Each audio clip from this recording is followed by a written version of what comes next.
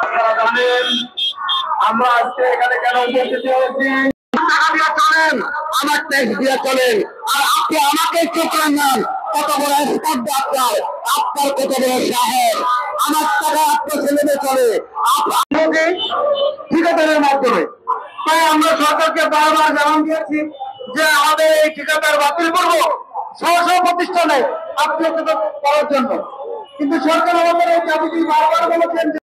আপনারা জানেন আমাদের রাষ্ট্রীয় কল্যাণ পরিষদ কর্তৃক আজকে এই সমাবেশে আমরা কেন উপস্থিত হয়েছি?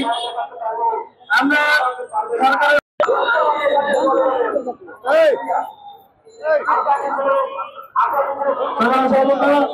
আমি এর মধ্যে আমি এখন করে আনতে পারি। ধন্যবাদ সবাইকে।